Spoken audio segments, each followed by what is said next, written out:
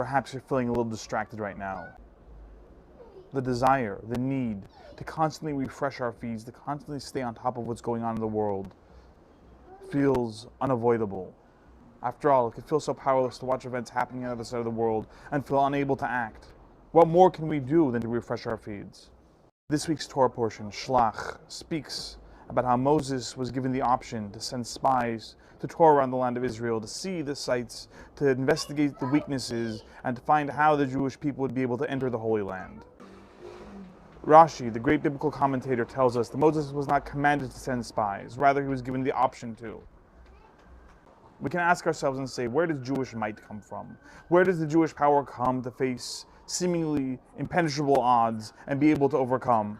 Might, our power comes from the one above, comes from our connection with God, comes from our ability to understand what we can accomplish through being bonded to the Creator.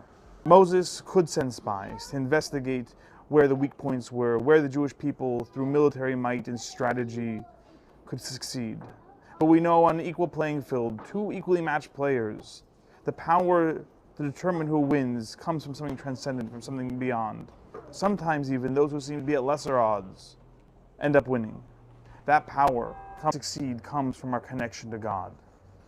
In 1967, on the brink of the outbreak of what would be known as the Six-Day War, the Rebbe addressed those gathered in Brooklyn. Alle Brüder und Schwestern, was befinden sich in Eretz HaKodesh und Eretz Israel, stehen nicht so in Asam im Lage, wo der Oberste beschützt sie und schickt sie seine Brüche und Atzlache und Yeshua in der vergrößerte Most, gedei sie soll mal rauskommen und sie will mal rauskommen von dem gitstigen Maße mit Atzlache.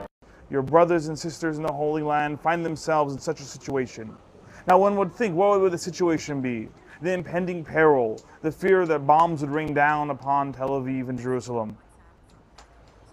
But instead, the Rebbe said, your brothers and sisters in Israel find themselves in such a situation that God is able to protect them, that they're in the Holy Land. Our actions, our deeds here in diaspora, our connection to our brothers and sisters, our actions, our deeds here, wherever we may be, our connection to our brothers and sisters in the Holy Land.